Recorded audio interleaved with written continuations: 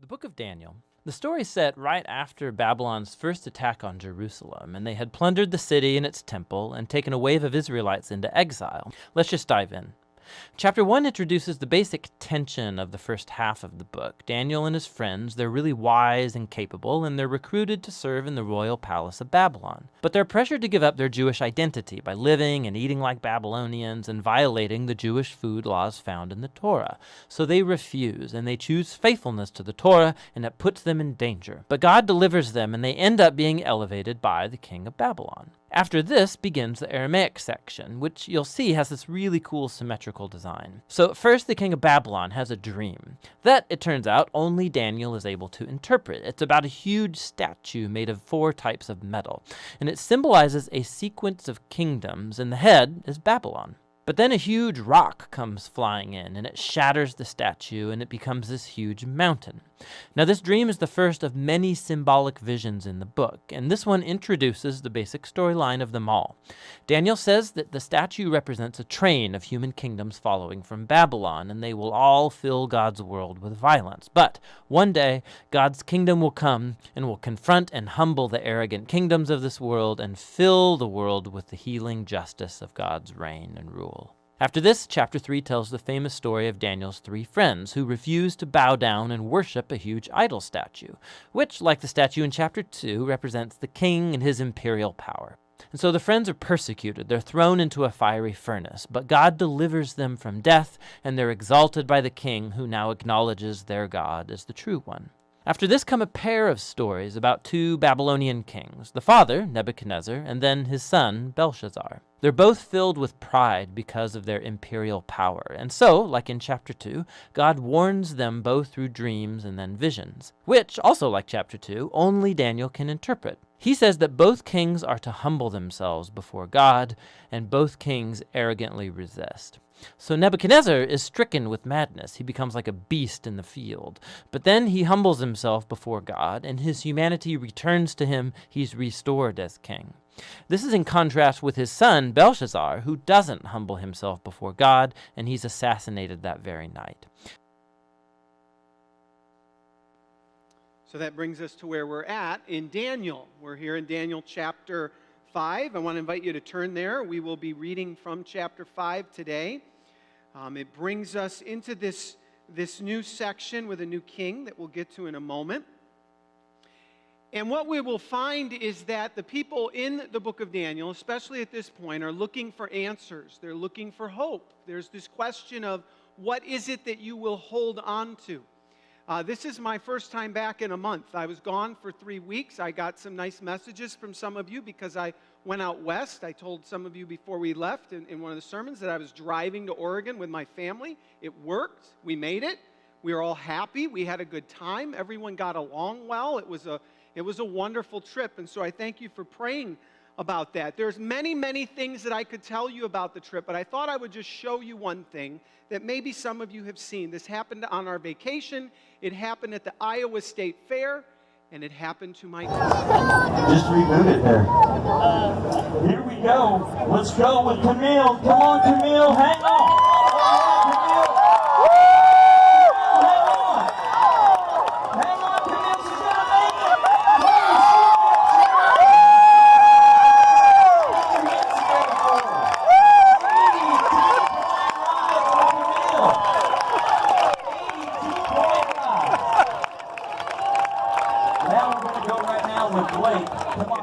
There's a lot to talk about there.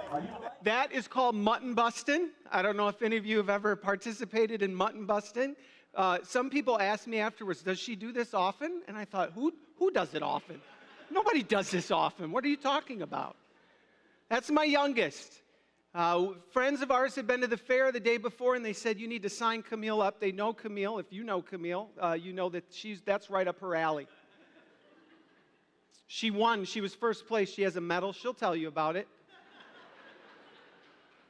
They invited her back at the end of the week for like the championships, but we were in Oregon, so we couldn't make it, of course. She held on. You know, when we're watching that, other kids did the same thing. Some of them couldn't hold on. Just couldn't hold on. Like right away they let go. It was done. Some of them would not hold on. They just couldn't, they wouldn't put their arms, they wouldn't put their legs around the sheep. They didn't want to grab on hard, so they wouldn't hold on. They fell off. And so frankly, I'll sound like a bragging parent. My daughter was the best. She held on with everything. We told her, hold on. She said, okay.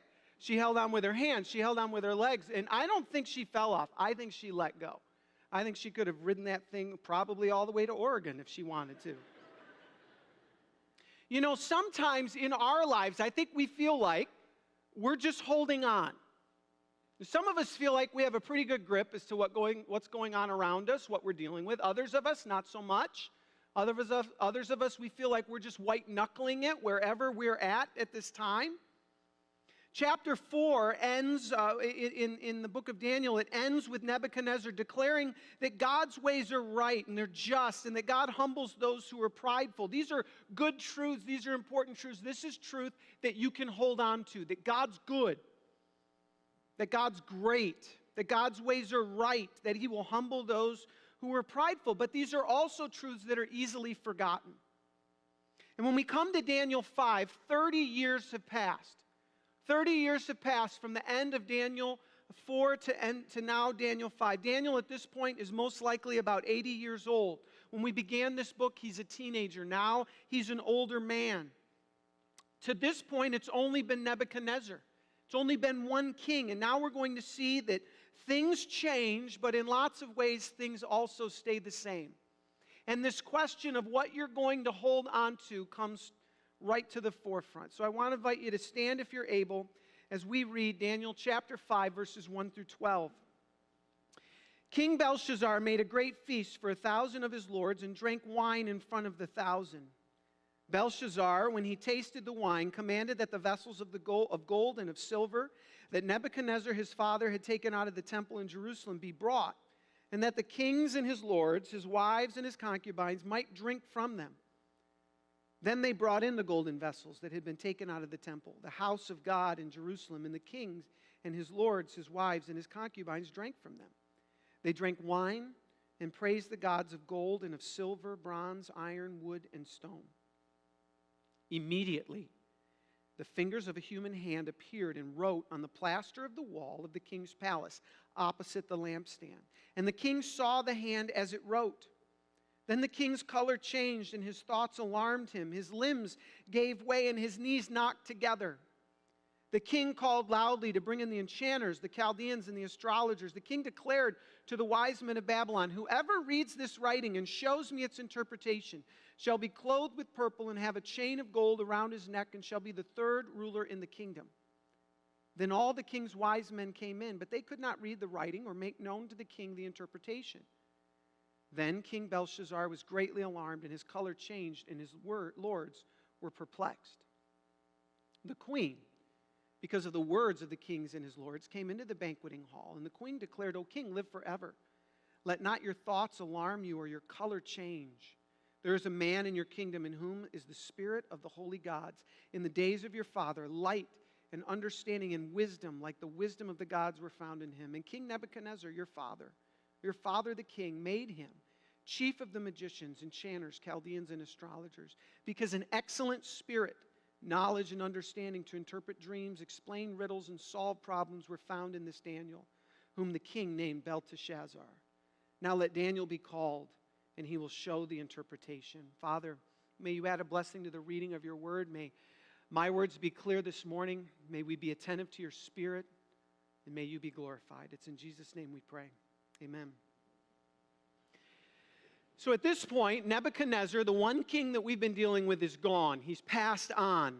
And now we read that Belshazzar is king. As just an aside here, it's most likely that Belshazzar is his grandson, even though in our video it said he was his son. And as we read in here, it uses the word father to describe their relationship. Another translation of that word could be predecessor. And based on other historical documents that we have, we believe that Belshazzar is the grandson of Nebuchadnezzar. So when they talk about father and he talks about his father, it's in the same way that we would talk about an ancestral father or someone who precedes us. Now, Nebuchadnezzar had built a powerful kingdom, but when we come to chapter 5, it opens and we see that there's a new king. And so if we've been following along if we were listening when we were in chapter 2, we know that after the kingdom of Nebuchadnezzar, there will be another kingdom that will come after him. And so we know now that there's a change in kings, that something is on the horizon. We know that something is coming. All right, we know that there's something ahead.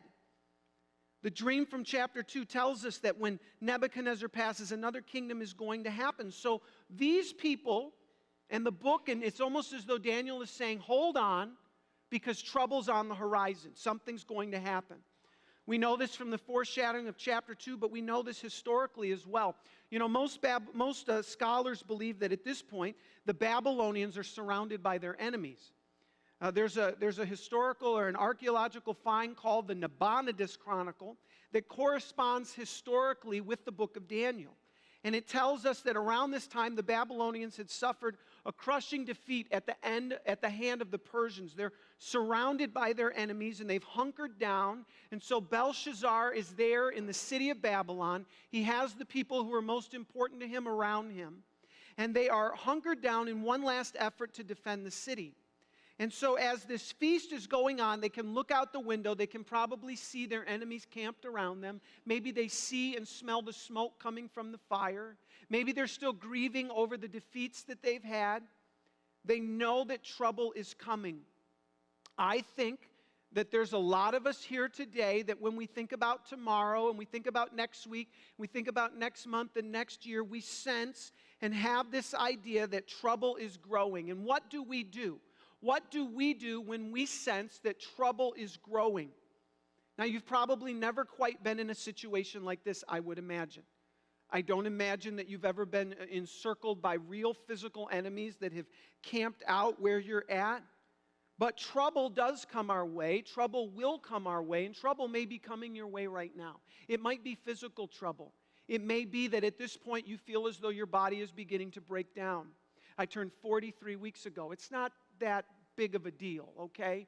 But the week after that, I decided to skateboard with my niece in Portland, Oregon. I never knew how to skateboard to begin with, okay? But I decided I was going to do that. And I jumped onto the skateboard very nicely. And then that skateboard took off that way, and I went this way. And I came down hard on my arm, and I thought, oh my, I've broken my arm.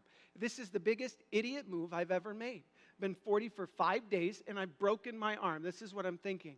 Luckily, it moves well. It's fine. But there are times where you might feel like, oh my goodness, right? There's trouble. This doesn't feel right. This isn't working well. You're waiting for a test to come back. Trouble. Maybe it is relational trouble. The things that you just sense, it's not clicking like it once did at home. The relationship that you have with a spouse or with a child has changed, right? You had a younger child who adored you. They're moving up. They're wondering if you're sane at this point. You're wondering if they're sane. There's changes. There's this sense of trouble. Maybe it's at work. Maybe you can see the writing on the wall, if you will, that this job isn't for you for much longer, that this company won't be around. There's trouble. Maybe it's trouble in the lives around us, people that we love. And we've all been in situations where we see, sense, and know that trouble is coming. But what do we do? What is it that you hold on to? This book is all about really the two directions that we go. We either go up or we go down. We either look to heaven or we look to earth. We either go to God or we go to ourselves. We either adopt some sort of pop psychology, pick your boots up, you can do it, think good thoughts, or we go to the God of creation. We go one of two ways.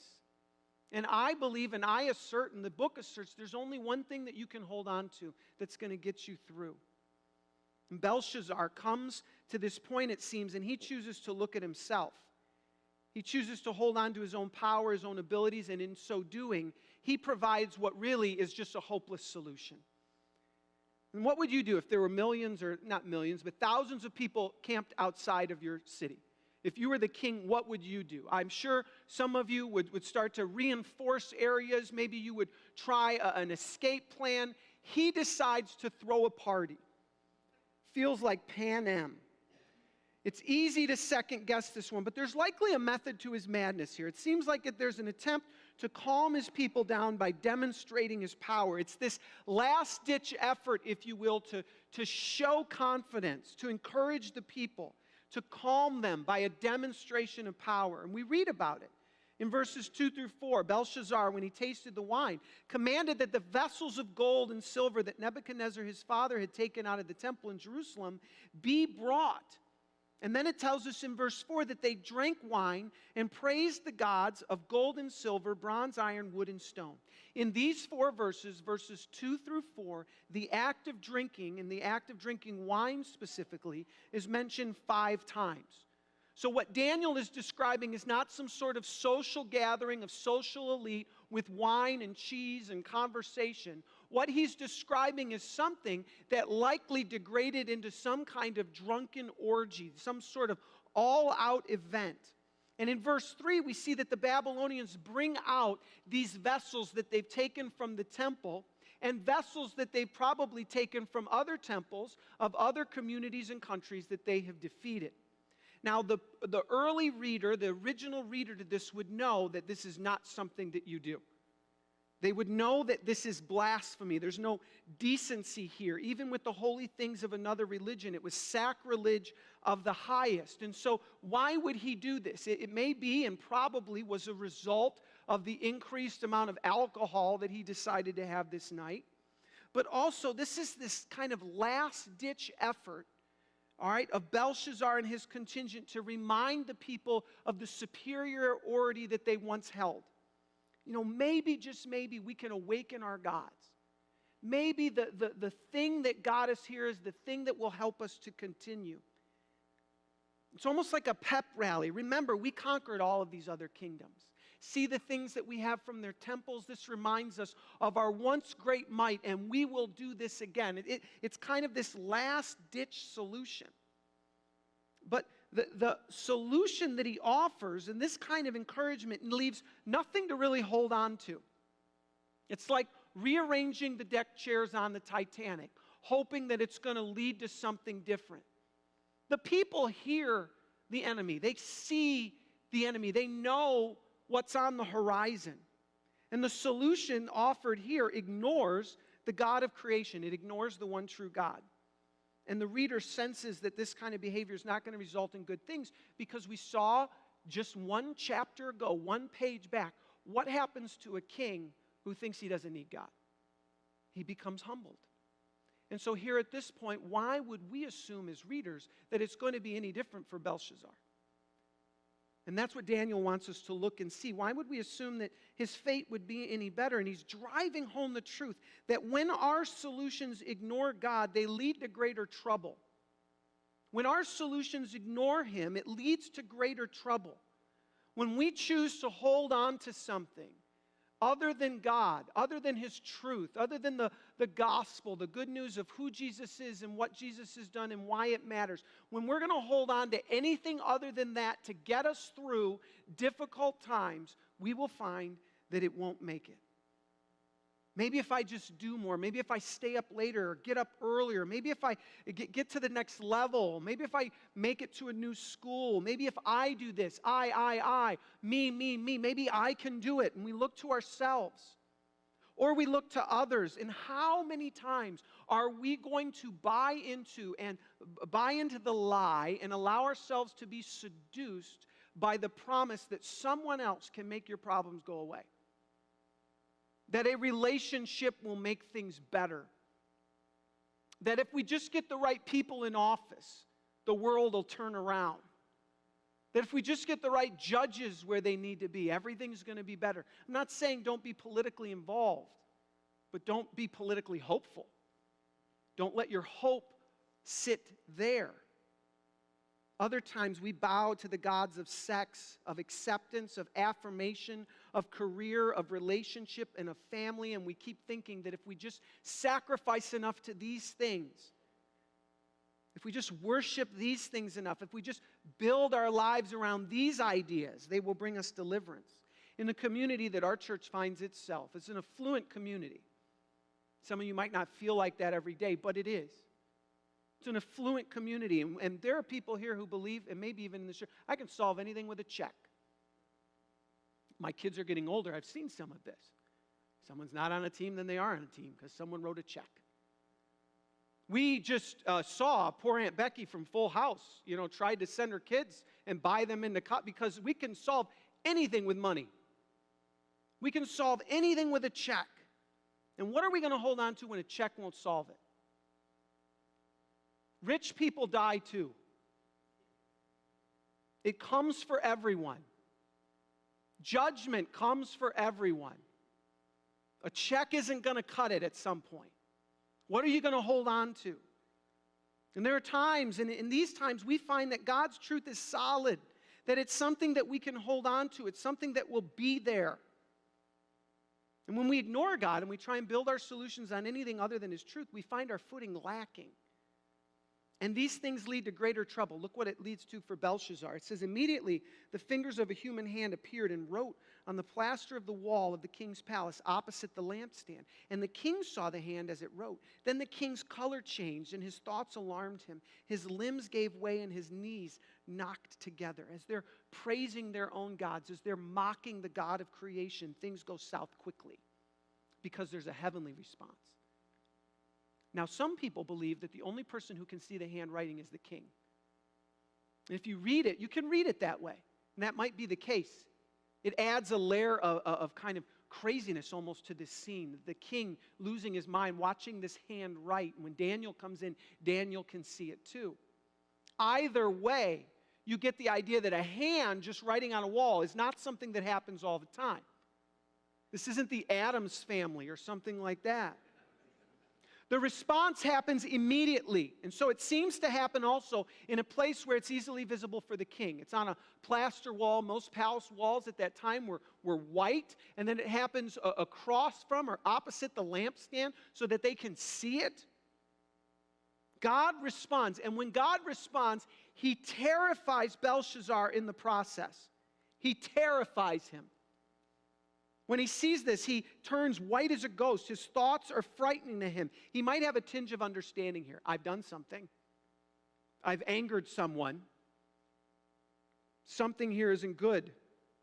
We're told his hip joints, his upper legs go limp. He's basically in shock, some sort of extreme panic. And his terror becomes apparent when we keep reading in verse 7. It says, the king called loudly to bring in the enchanters, the Chaldeans and the astrologers. That is a very nice way of saying the king screamed his head off out of insanity for these people to come.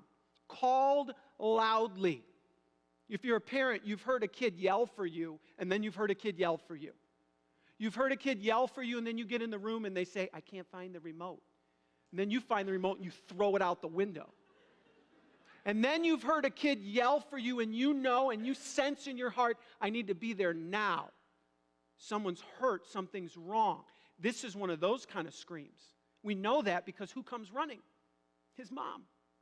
The queen comes running. This is likely his mother, Nebuchadnezzar's daughter. He's screaming. He's losing his mind. We have a bit of a repeat from chapter 2, right? Nebuchadnezzar brought in the wise men and said, I want to know this dream. He threatens them. I'm going to tear you limb from limb if you don't tell me the dream. Belshazzar going the other way. He went stick. He's going carrot. I will give you up to all of this in the kingdom. You'll be number 3. He realizes just how helpless he is. He becomes even more pale. They can't figure it out. Because here's the point. God's presence brings terror to those who ignore Him. It brings terror to those who ignore Him. A lot of times when we speak of God's presence, when we sing of God's presence, we do so with a hopeful tone, a happy tone, and a peaceful tone. And the reason that we do that is because we're singing about building our life around Jesus with this understanding and hope that that is who we have confidence in. And when we have Christ, we need not fear.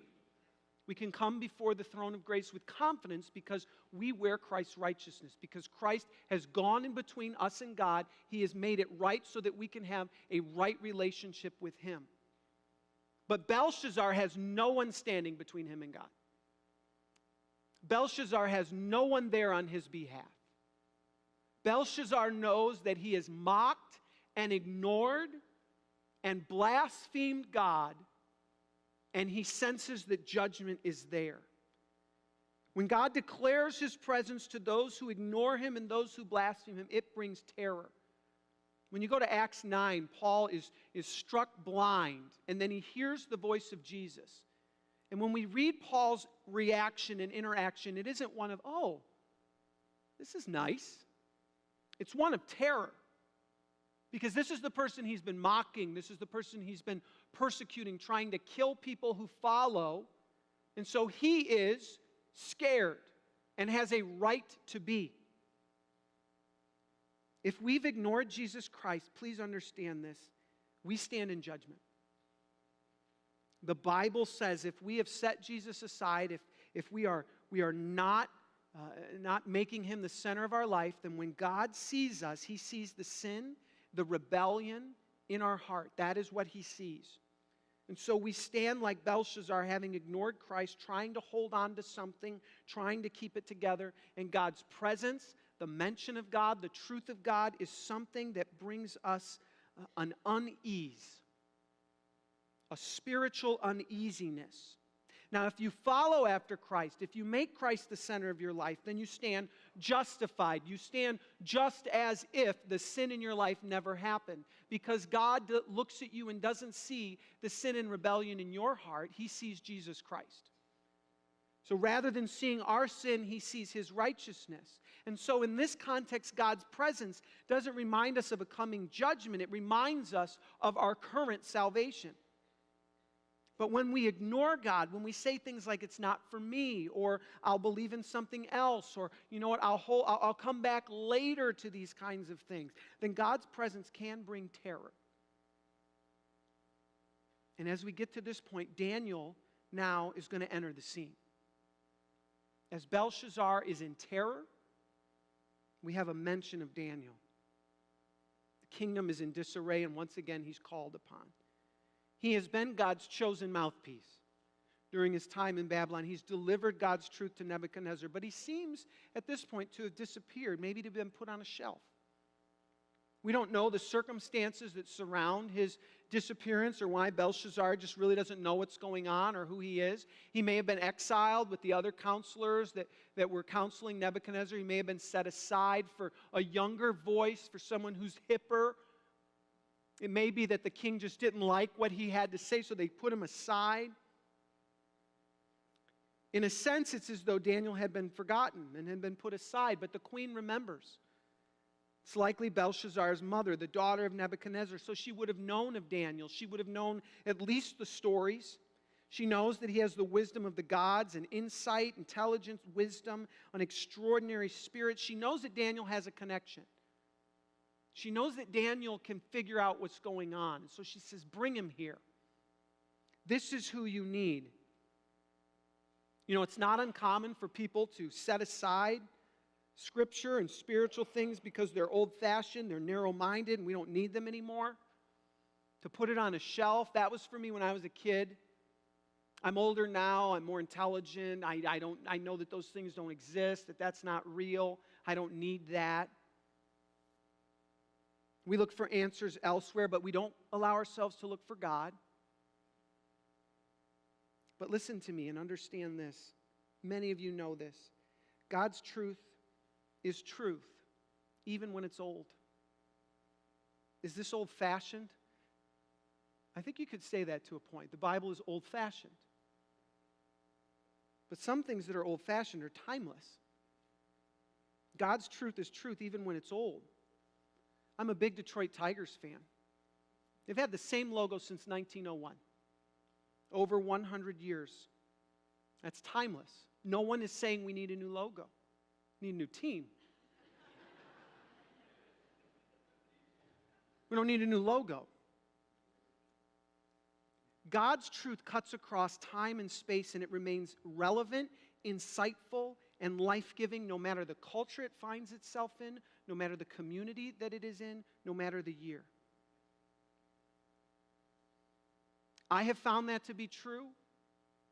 I sit down with my Bible, I open it up, I read it, and I'm amazed. I'm amazed that a book that is 2,000 or more, and more, years old, 4,000 in some circumstances, even older, can tell me truth that fits for my day. for my life. It gives me something to hold on to. Psalms that are written by a warrior poet king can have influence in my life. Proverbs that came from a king of wisdom can speak directly to what I'm dealing with in that day. Teachings from a man from over 2,000 years ago play right into how you live your life out in your workplace. What do we hold on to? We hold on to this. This is what God has given us. I don't know what you think of all this. Some of you I know well, and I think I know what you think. I know some people think this church is a good thing for kids to be involved in. You know, religion gives us a nice moral compass. There's a nice community feel about what we do. These are nice thoughts, but you're not holding on to anything that's going to get you through.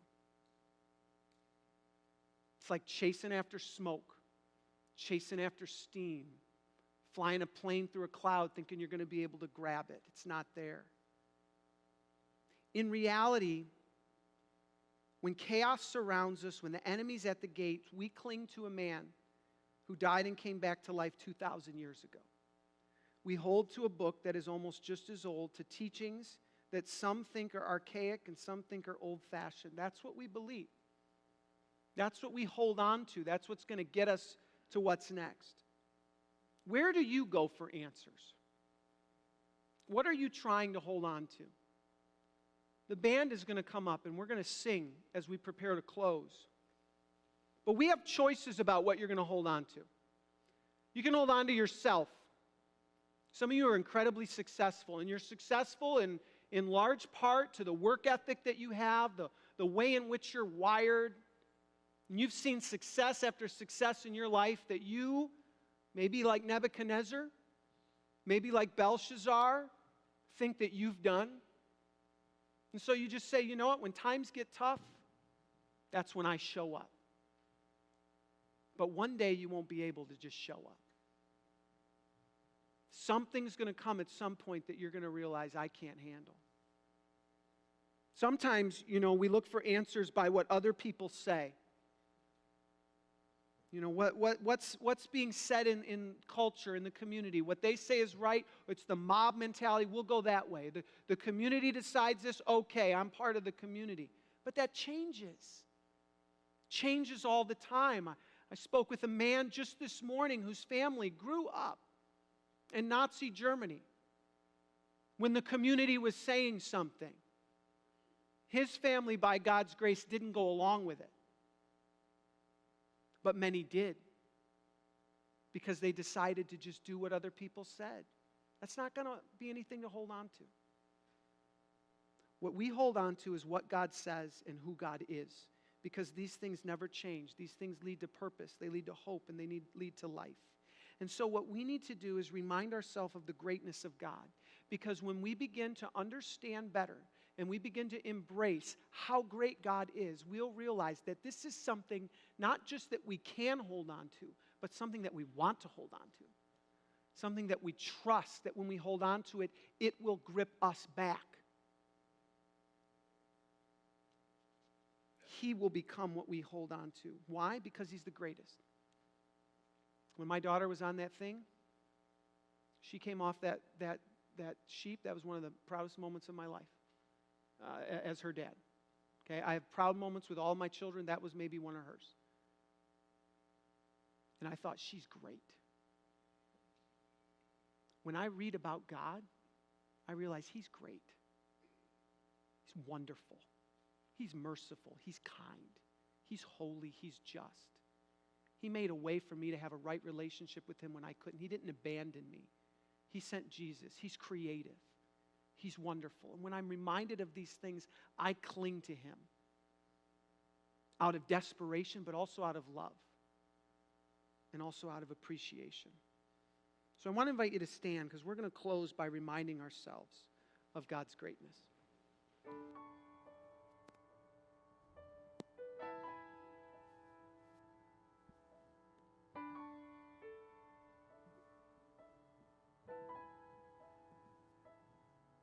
Give me eyes to see more of who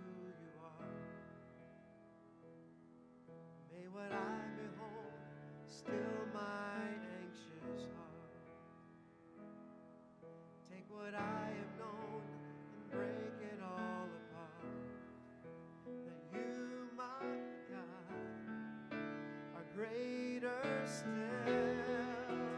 And though sky contains no doubt restrains all you are, the greatness of our God. I spent my life to know, not far from close to all you are, the greatness of our God.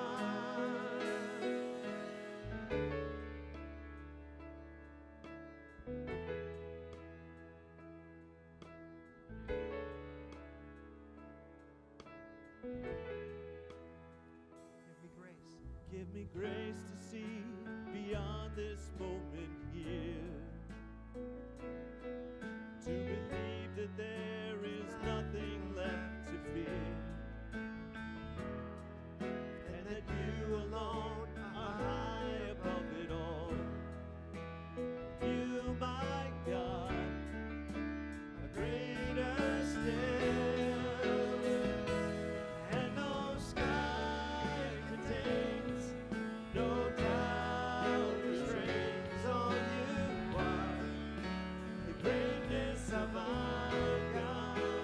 I spent my life to know that I'm far from close to all you are, the greatness of our God. No sky contains, no sky contains, no doubt restrains all you are, the greatness of our God. I spent my life to know, not far from close to all you are, the greatness of our God.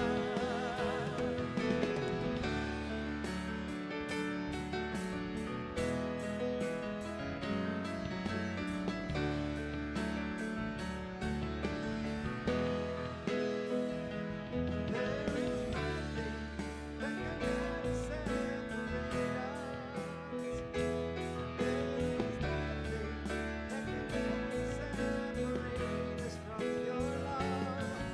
No life, no death, but this I am convinced that you, my God, are greater still.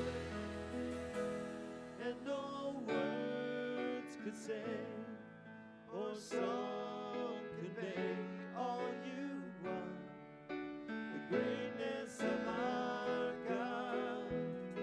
I spend my life to know that I'm far from close to all you are, the greatness of our God. And no sky contains, no doubt restrains all you are, the greatness of our God. I spend my life to know that I'm far from close to all you are, the greatness of our God. To all you are, the greatness of our God.